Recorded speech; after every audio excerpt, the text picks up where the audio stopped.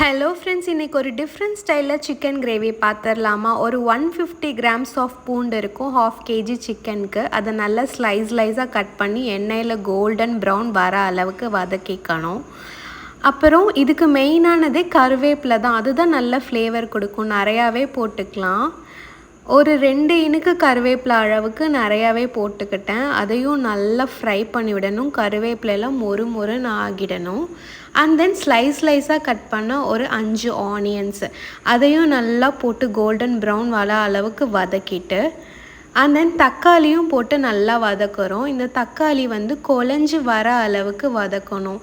இதில் வதக்கிறது தான் மெயின் விஷயமே. எல்லாமே நல்லா வதங்கணும்.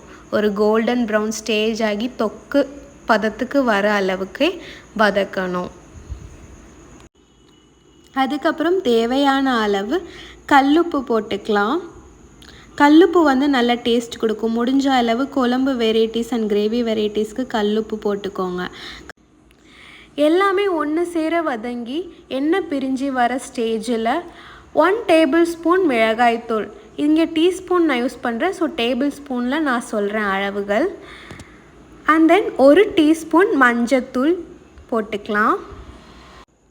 எல்லா பொடிகளும் மிக்ஸ் ஆகி நல்லா வதங்கி வரணும். எண்ணெய் பிரிஞ்சு வர அளவுக்கு வதக்கணும். அப்போ தான் நல்லா டேஸ்டியாக இருக்கும். இப்போ நல்லா எண்ணெய் பிரிஞ்சு வந்தோடனே 1/2 kg சிக்கனை இதுக்குள்ளே போட்டுடலாம்.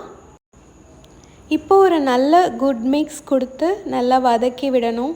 சிக்கன் எண்ணெய் பிரிஞ்சு வர அளவுக்கு சைட் பை சைடு மிளகு ஜீரகம் இது ரெண்டுத்தையும் வறுத்து பொடி பண்ணி வச்சுக்கலாம். நான் 1 டேபிள் ஸ்பூன் மிளகு 1 டேபிள் ஸ்பூன் ஜீரகம் சம அளவில் வறுத்து பொடி பண்ணி வச்சுருக்கேன். இந்த பொடி தான் ரொம்ப இம்பார்ட்டண்ட். மறக்காமல் சேர்த்துக்கோங்க. அந்த கார்லிக் ஃப்ளேவரோடு சேர்த்து இந்த பொடியும் மிக்ஸ் ஆகி ரொம்பவே டேஸ்டியாக இருக்கும். கண்டிப்பாக இந்த ரெசிப்பியை ஒரு தடவையாவது ட்ரை பண்ணி பாருங்கள். இப்போது நம்ம வதக்கி வச்சுருக்கிற சிக்கனை 1 அல்லது 2 விசிலில் நம்ம பாயில் பண்ணிக்கலாம். Depends upon the chicken. டெண்டராக இருந்தால் 1 விசில் போதும். இல்லை கொஞ்சம் ஹார்டாக இருந்தால் 2 விசிலில் இறக்கிக்கலாம்.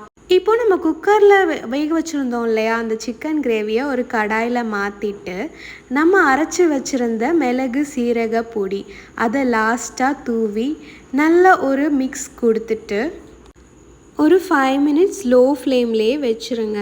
அந்த சிக்கனும் அந்த மசாலாவும் பிளெண்ட் ஆகிற வர. எய்தர் செமி கிரேவி இல்லை சுக்கா மாதிரி பண்ணால் இது ரொம்பவே டேஸ்டியாக இருக்கும். கண்டிப்பாக ட்ரை பண்ணி பாருங்கள். மிஸ் பண்ணிடாதீங்க. இந்த ரெசிபி எங்கள் மாமியோட ரெசிபி. ஸோ தட் இது இந்த வீடியோவில் சொல்லியே ஆகணும். டேஸ்ட் பண்ணி பார்த்துட்டு சூப்பராகவே இருந்தது. அதான் உங்களுக்கு ஷேர் பண்ணேன். பாய்.